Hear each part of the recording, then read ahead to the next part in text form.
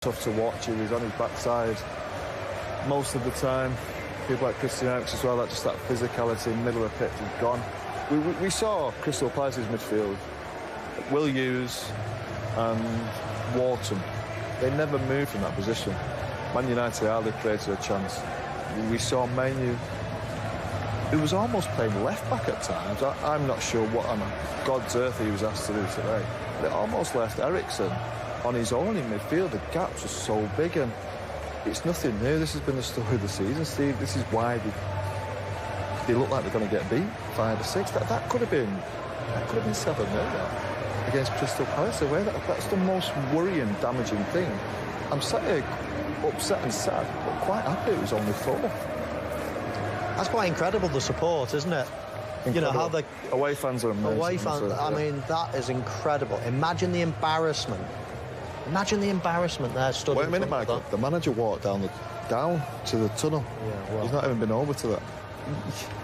Look, the players have done great going over to it, of course, yeah, but them away fans are incredible. You heard them with the old games singing. They'll always be like that. They'll always support. But to show that kind of loyalty they have done tonight is amazing from what we've seen on the football pitch. But the other side of the story is Palace are very much on the up, playing with freedom, consistency. Yeah, absolutely. I mean, we said it before the game, Steve. I don't think it was a surprise. There is in a gooder position, a gooder feel-good factor than I can ever remember, really. I mean, they've got some fantastic attacking players. They're not conceding goal. Obviously, keeping a clean sheet against Manchester United. The fans are on board. The new manager's playing with a different style. It's all looking really, really good for Crystal Palace. And there's no surprise. I mean, I think those people tuning in just before the game, I think you heard me and Paul both say that fancy Palace today to beat Manchester United. And Palace went into this game as favourites. I couldn't believe my eyes when I saw that. I mean, they're trudging off there. I mean, yeah, you've got to give all the credit for Crystal Palace, but you can't disguise the fact that those players trudging off there are just a pale shadow of what they should be. Interesting conversation there between the three of them, wasn't it? That's not supposed to see them talk all through the game. Yeah. Leaving it hands covering the mouth. Do me a favour, will you? I mean, I've said it for a long time. You know, I've sat here for quite a while. I've been saying that Ten Hag is just not the right man for this job. I've been saying it for ages and ages. I mean, he simply cannot manage the team next season. But I almost wonder now, they've got a cup final and they've got a few important games that could mean European football next year or not. And at some point, you've got to make a decision, right? Well, there's nothing. They're going to get absolutely hammered by Manchester City. They're going to get annihilated. In fact, Arsenal will smash them to bits at Old Trafford. Newcastle will probably beat them, and I wouldn't even fancy them going to Brighton either. They might not get anything out the rest of the season if they're playing like that. And I just wonder, with so much at stake, even though it's only for 4 games, I wonder whether the board might just have to try to do something here and now and be quite radical about it. I'm not sure. But he simply cannot manage this team next season. He's not good enough. I've thought it for ages. He's just not good enough to manage Manchester United. And would a performance in the way they've lost tonight like that just even more fuel to people's opinions like Michael to that fire?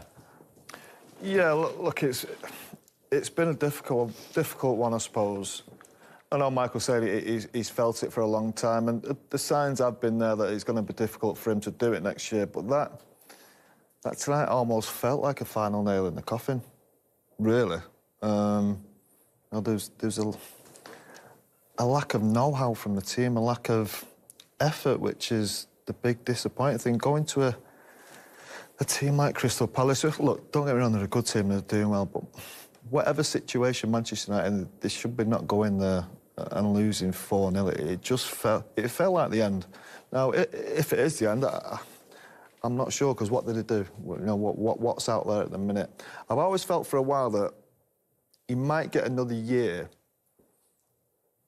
and work for a club that is steadied down, calmed down a little bit by the new owners. But it just doesn't feel like it now, because I felt, who's there to replace him? Who is out there? There wasn't really anybody. with Thomas Tuchel saying he's leaving Bayern Munich, I think doesn't create a bigger problem for him, because I think the problems are there anyway. I think it's quite plain to see that it feels like borrowed time, and when watching that performance tonight, sometimes you get them performances where you think this is the end, and that almost felt like it. I remember Ole Gunnar at Watford away. I think it did have a similar look to it tonight. It felt very similar to me. It just fell at the end. But what do you do for the last 4 games? Michael said you've got a big cup final. You can't see where a win's coming from. You look at the last 3 fixtures, even before tonight, looking at the game, you can't see where a win. They've won 1 in 7. That was against Sheffield United, the team that have been relegated. They can't beat Burnley at home. Got to try something different. Anything. Steve McLaren? Yeah. We've played under Steve McLaren. Yes. He's coached us. There is no way, and we had a discussion before, there is no way that his fingerprints are anywhere near that team. He is a brilliant, brilliant coach, and that team is not being coached at all. No way. No way. There's no way Steve McLaren is the first team coach. Yeah, he's not touching that team. I don't think. He's brilliant. The manager must not be letting him touch that team, because everyone thinks we were a great team that attacked everybody and went at people.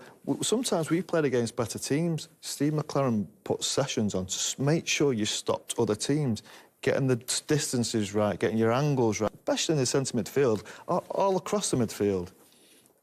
And he has got no impression on that team. As I've played under. He's the best coach I ever had. He's a brilliant, brilliant coach. There is no way on earth, Steve, I'm telling you, that he's got anything to do with coaching that team. No. It's impossible.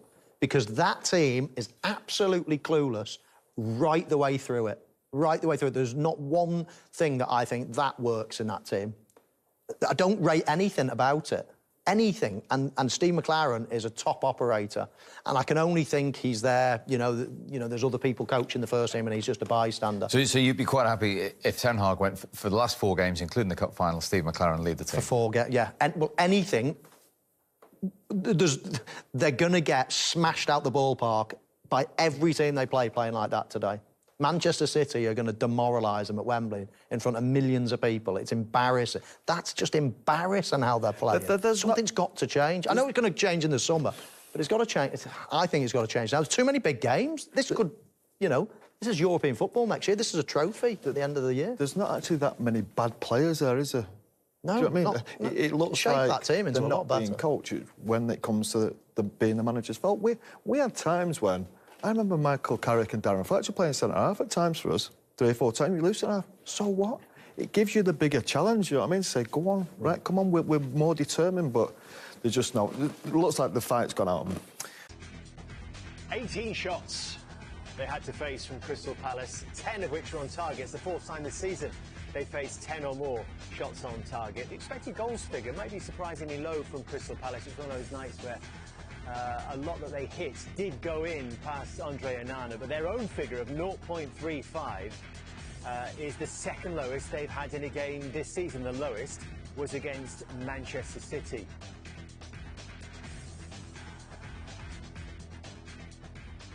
Ashley Young with us, the former Manchester United captain. Is this really as bad as it gets if you're a Manchester United player?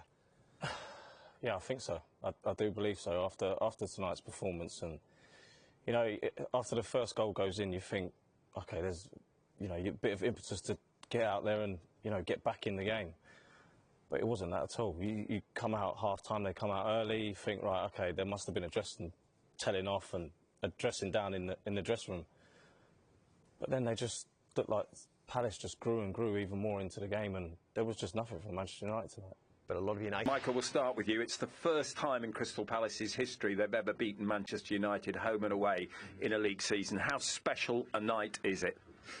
I think it's a good night, obviously, for us. We've been working hard, focusing on ourselves, and we know what we can bring to the table when we're at home with the fans behind us. So I just thought, yeah, that's good, isn't it? A special night and 2 special performances from both of you. Barry, first of all, I'm going to ask you about Michael. What does he bring to this Crystal Palace team at this moment? Yeah, he brings a lot. You see by his 2 goals today, you can see the quality that he's got. You want to play with players like this, and yeah, the quality that he's got is incredible, so we enjoy playing together. Michael, how much do you enjoy this partnership the two of you share? Because when you two are in tandem, it clicks. Yeah, obviously, you know, like you said, he's a top player, you know, he's got a lot of quality, dribbling, finishing, everything. Like, I think that we played together for a while now. Not as much as we wanted to, obviously, but, you know, when we do play together, we enjoy it a lot. Ebere, beating Manchester United at 4-0 at home is a huge, huge statement. What does it say about the future of this team under Oliver Glasner? Yeah, I think there's a lot. That's a big statement. But again, we're not surprised. We know what we're capable of. We know what we can do. The quality that we've got in the dressing room is high. So yeah, we don't see that as a surprise. We know what we came here to do today, and it worked. Michael, 2 goals for you tonight. Could it have been the hat trick? Yeah, it could have. Should it have been a hat trick? Probably. And Ebere, 4-0 was the final scoreline, but were you better value for just that scoreline? Could there have been more goals tonight from Palace? Yeah, I think so. I've missed a few chances today. Probably not as clinical as I should have been, but again, you can see we're creating chances. We're not worried about what's going on behind us. We're attacking, we're aggressive, and we're going to continue to create chances for sure. And Michael, off this performance, 2 games left. How important is it you continue this form, finish strongly, looking ahead? Yeah, of course we don't want to drop off now. We want to continue to the end of the season. Keep putting in good performances and see where that leaves us. You know? Well, listen, a very well done to both of you, but a great well done to you. You are the player of the match. I think somehow you can split that in half maybe in the dressing room, but well done. You got the 2 goals today, man. There you go, brother. Thank you, brother. Love, man. Boys. Yeah, another excellent night for those two. Let's speak live to one of their teammates, Chris Richards, who's waiting to talk to us as well. 4-0 at home to Manchester United. Doesn't get much better than that, Chris. No, it doesn't. You know, it's always good winning at home, especially having a shutout. And yeah, 4-0, it doesn't really get much better. I mean, this is a club and a team on the up. Just give us a sense of what Oliver Glasner has done since he came in. Yeah, he kind of changed our philosophy. You know, I think the first half of the season we were. I think we were standing off a bit too much, and he came in and said that we need to go at every team. We need to be aggressive, be on the front foot, and I think it's paid off. We've had a lot of good results since he's come in, and we're really looking forward to the rest of the season and the beginning of next season. And to do that against Manchester United, and as your teammates were saying there, it could have easily been more than the 4 tonight. Yeah. No, I think it's, like I said, it's always nice to score 4, but I think we could have gotten a bit more. But that just shows the potential that we have to play against whatever team in the league. Chris, you kept a top team in Manchester United, very quiet today. All those top strikers that you played, didn't cause you any more problems, or was it purely down to your good play? I think it was down to our play. Of course, we know the quality that United have, and we just tried our best to eliminate that and just let the people up front do what they needed to do to score. So we knew that if we could keep their forwards and their attack quiet, that we'd get a good result.